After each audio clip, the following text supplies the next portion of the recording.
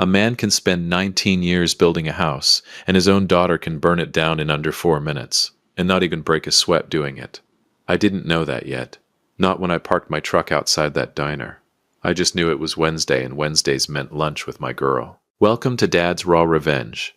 Get comfortable and keep this in mind. The people in these stories had every chance to behave themselves. They just chose wrong. Hit that like button and drop a comment below letting me know where you're watching from. Trust me, you're going to love it here. My name is James Wheeler. I'm 48 years old. I work operations and risk management for a logistics outfit off I-30, and I live in Garland, Texas. I drive a 2017 Chevy Silverado with 140,000 miles on it, and I change my own oil, because paying somebody $80 to do something I can do in my driveway for $22 in parts has always struck me as a special kind of insanity. That Wednesday in late August, the Texas heat was sitting on Garland like a wet towel, and I'd taken an early lunch to drive 20 minutes to a little diner on Beltline Road called the Original Pancake Spot. Cracked vinyl booths, bottomless coffee, and a chicken fried steak that'll put you in a food coma if you're not careful. Emma used to love that place when she was a kid. She'd order the kolaches and stack the powdered sugar packets like poker chips while we waited. She was home for a few days before flying back out to school, and she'd texted me Sunday, "Can we grab lunch Wednesday? Need to talk to you about something." Probably money for books, I thought. Or she wants to talk about a boy. Either way, I'll buy the lunch and listen. I got there first. I always get there first. I ordered my coffee black and watched the door. Emma walked in 11 minutes late. In sunglasses she didn't take off right away, scrolling her phone before she even sat down. 19 years old. My daughter, dressed like she'd stepped out of a magazine I couldn't afford to be in. "Hey kiddo," I said, standing halfway up like I always do. "You want the usual?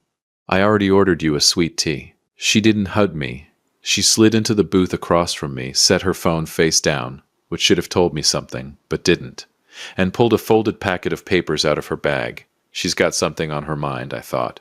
Probably nervous about something. Let her get to it. "Dad, I need you to sign something." No hello. No how's work. Straight to business. I figured it was a school form, maybe something for her meal plan, or a parking permit paperwork colleges love to bury you in. "Sure, baby girl. What is it?" She slid the packet across the table. I picked it up, still half smiling, reaching for my reading glasses in my shirt pocket. The crest. Luxury student residences. Rooftop infinity pool. 24-hour concierge. In-unit washer-dryer. Granite countertops. A resort-style fitness experience. $3,200 a month. I read it twice because I figured I was misreading a zero somewhere. "Emma," I said slowly, This can't be right. $3,200 a month? For an apartment?" "It's not just an apartment, Dad.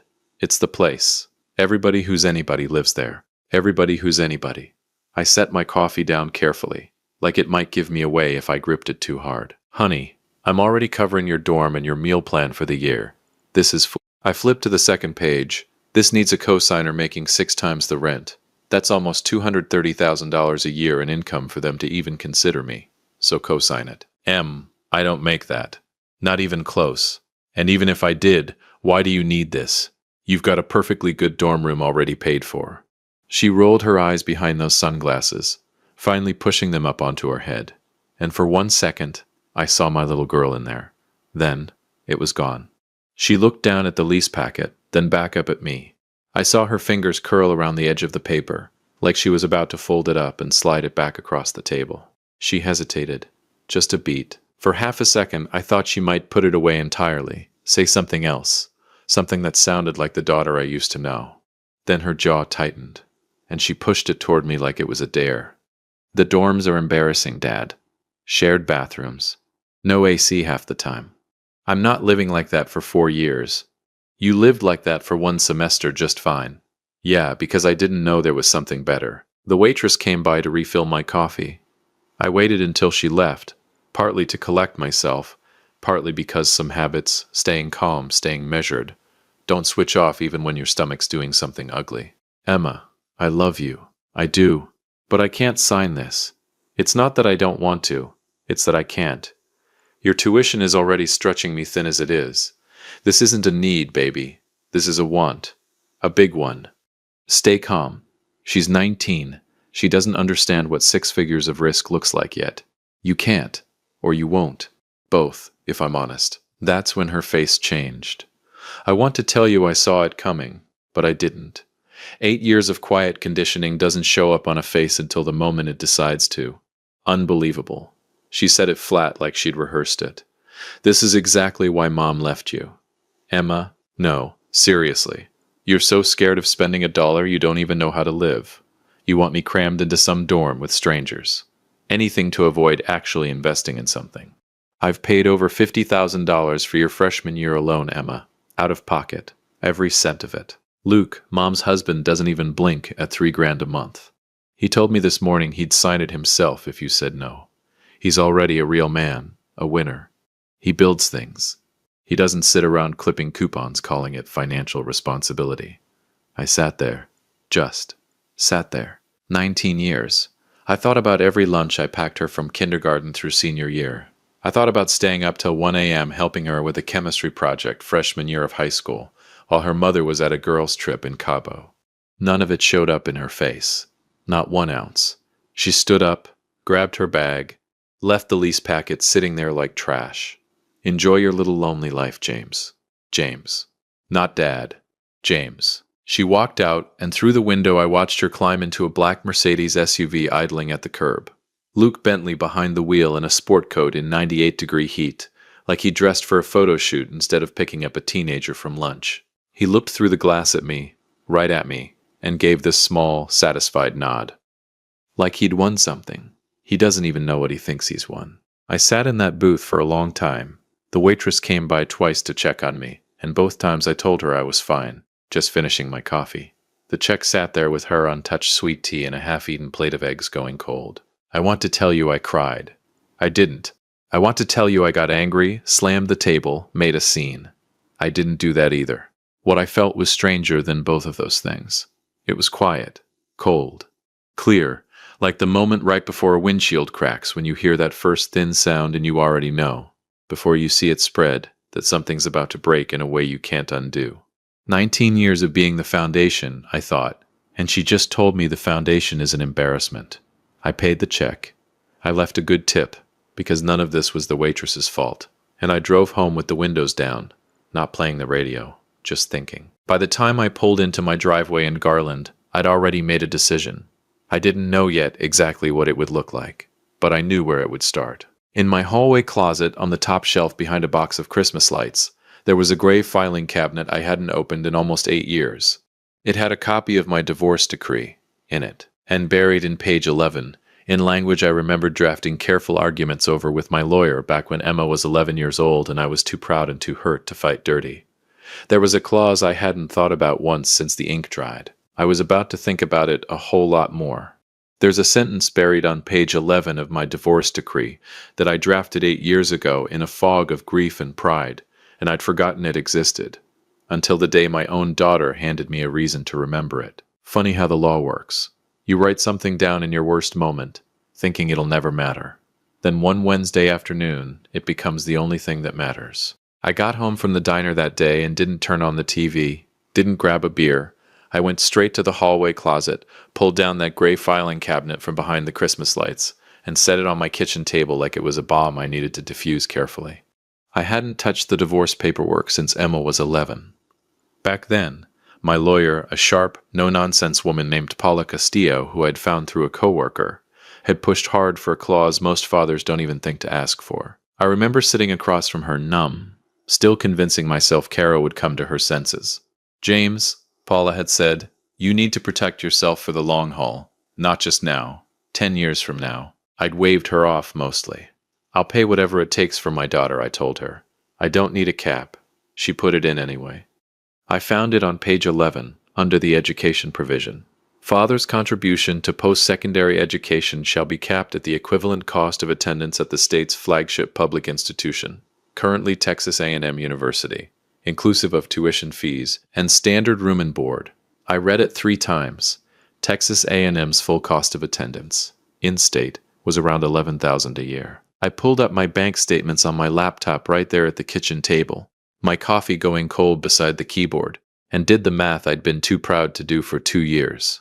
Emma had chosen an out-of-state private university on the West Coast. Sticker price, $52,000 annually. Because of the flagship cap, my legal obligation was done at $11,000. I'd been voluntarily covering the remaining $41,000 a year. I paid it all through her freshman year, working overtime on weekends, skipping vacations, driving a truck with 140,000 miles on it, just so my daughter could walk around a campus that made her ashamed of my driveway. I sat there doing the math. I had already handed over $41,000 in purely voluntary grace, and I was about to do it again for her sophomore year.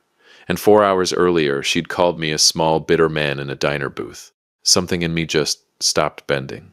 I didn't call her that night.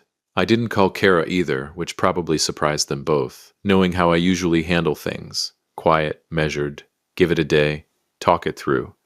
Instead, I called Paula Castillo's office first thing the next morning. "James Wheeler," she said when she picked up, like no time had passed at all. "It's been a minute. Paula, I need you to walk me through something. The education clause from my decree, the flagship cap." There was a pause on the line, and then I heard her flipping through something. "You're still legally bound to that, yes." "Why? Is there an issue?" "No issue," I said. "I just want to make sure I understand exactly what I'm required to pay. To the dollar. You want to start paying less?" Did I?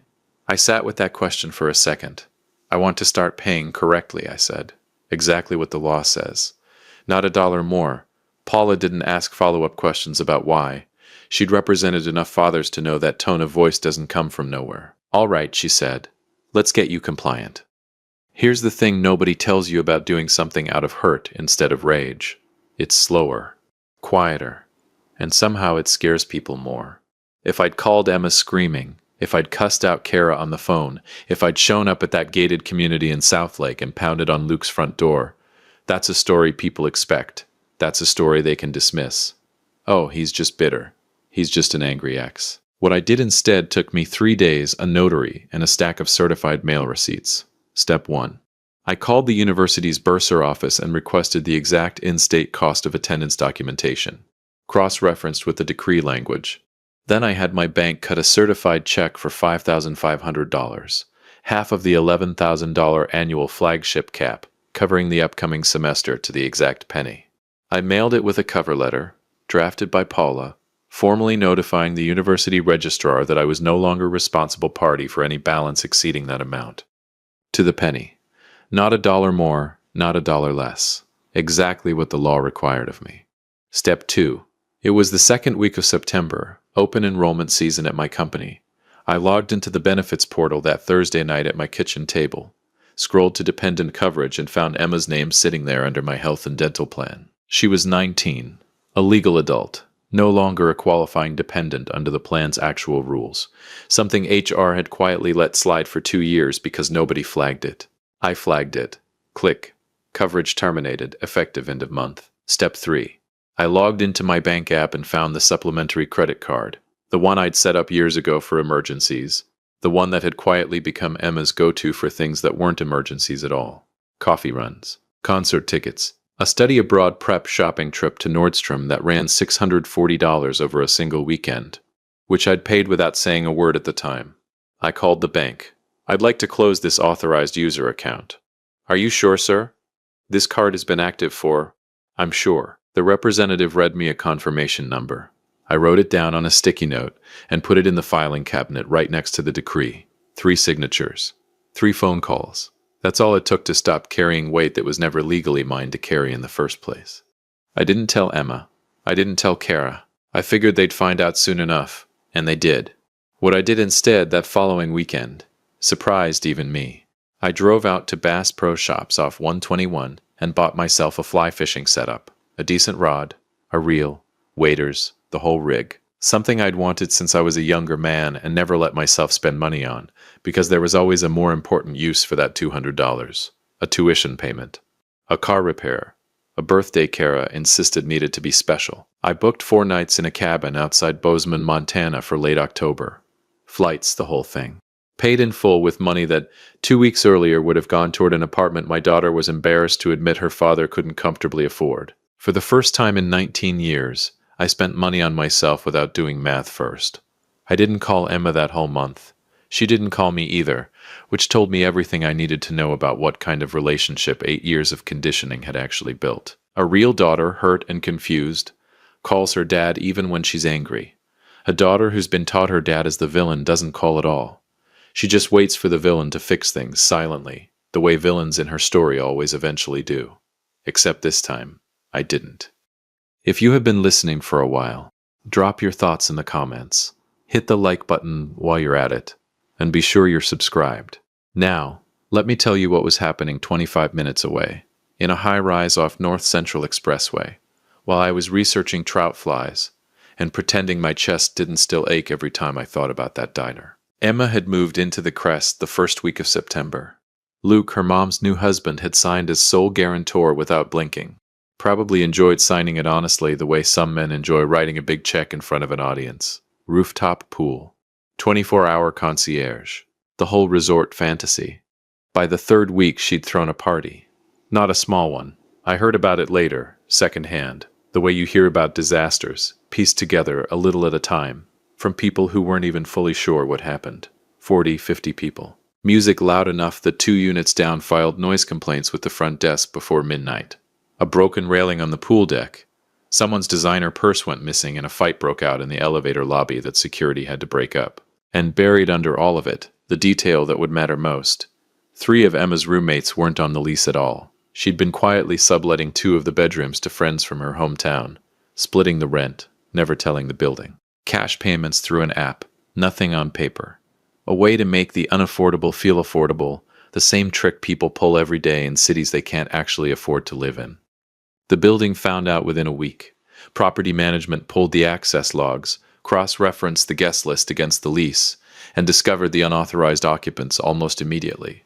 A letter went out, certified just like mine had, initiating formal eviction proceedings. Unpaid rent penalties, lease violation fees, cleaning and damage charges from the party. The number on that first letter, $42,000. Bad, but not yet a 5-alarm fire. Here's where it got worse. Buried in the fine print of the lease Luke had signed, fine print he'd skimmed past with the easy confidence of a man who reads contracts for a living, and assumed his own contract couldn't touch him, was a joint and several liability clause. It meant Luke wasn't just on the hook for Emma's unpaid rent. He was on the hook for everything tied to that unit. The party damages. The pool deck railing. A guest's twisted ankle that had already turned into a liability claim with the building's insurance carrier, who was now refusing to cover any of it, citing the unauthorized subletting as a material breach voiding standard coverage. The building's legal team didn't bother sending the $42,000 letter to Emma a second time. They sent the real number, $150,000, directly to Luke Bentley. I didn't know any of this yet.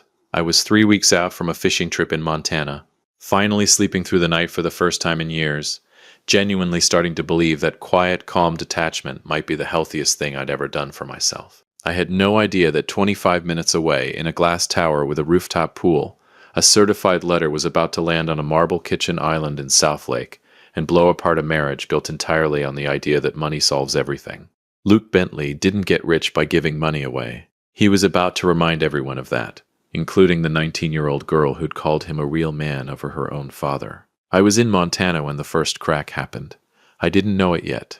I was knee-deep in a cold river outside Bozeman, watching a fly drift past a rock. Finally, thinking about nothing at all. I got back from that trip in early November, tanned a little, rested more than I'd been in years, and 3 voicemails were waiting on my phone. 2 from Kara, one from a number I didn't recognize that turned out to be a process server's office. I didn't call back right away. I unpacked my waders, did a load of laundry, and made myself a plate of enchiladas from the place on Garland Road I'd been going to since before Emma was born. Only then did I sit down and listen. Kara's voice, tight and clipped. "James, we need to talk. It's about Emma. Call me back." Funny, I thought. She hasn't called me James in a tone like that since the divorce was finalized.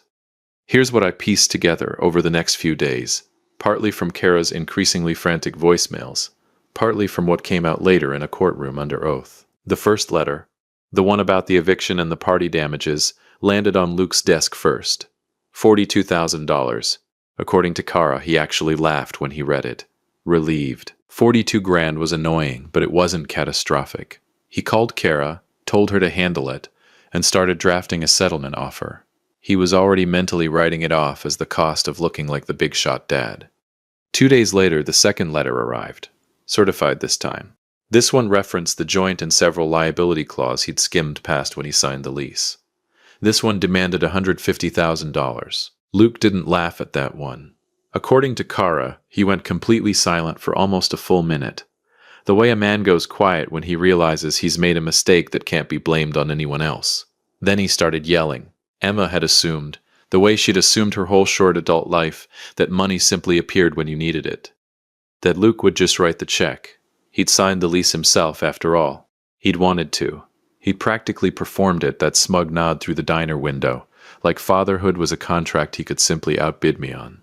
But Luke Bentley hadn't built a commercial real estate empire by being generous. He'd built it by being precise about exactly what he was and wasn't legally exposed to. And it turned out, Kara wasn't. She told this part to me herself later in a hallway, but I'll get there. Luke had a prenuptial agreement.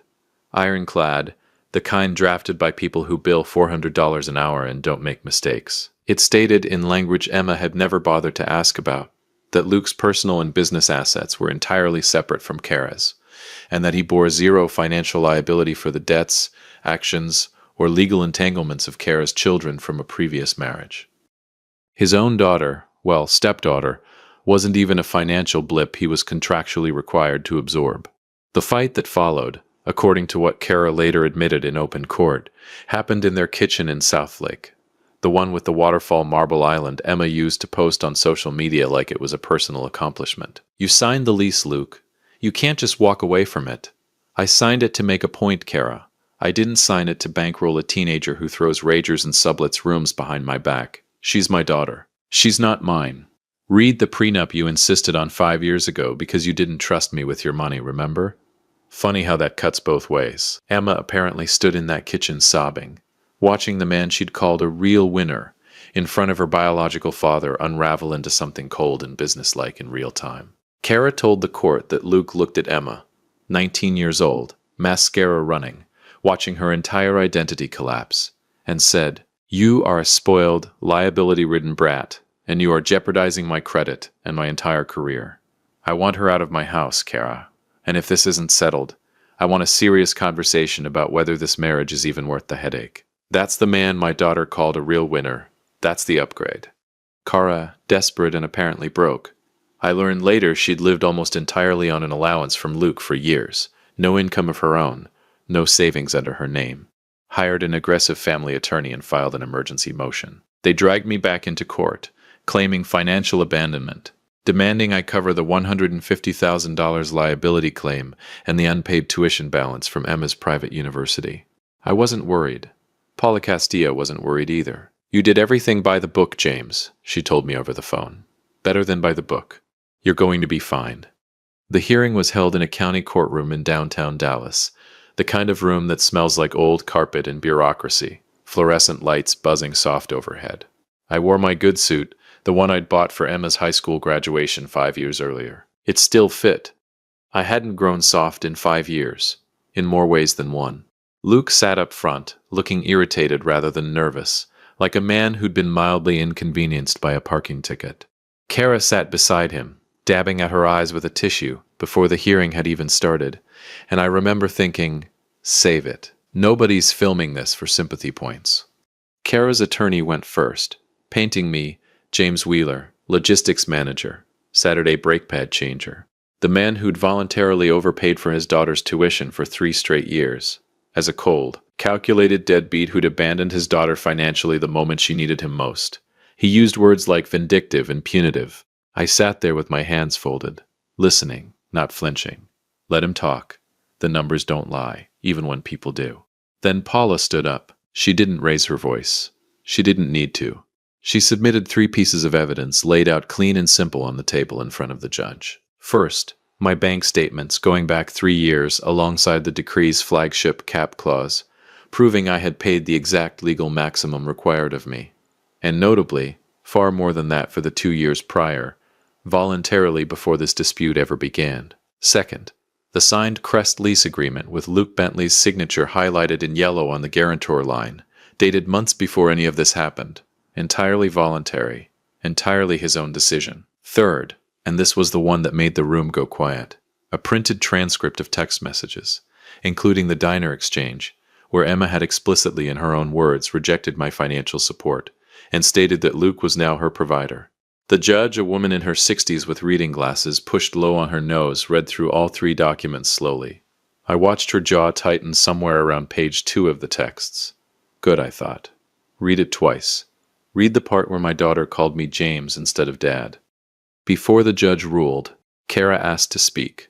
Her attorney looked like he wanted to object, but she stood up anyway, walked to the witness stand, and didn't read from notes.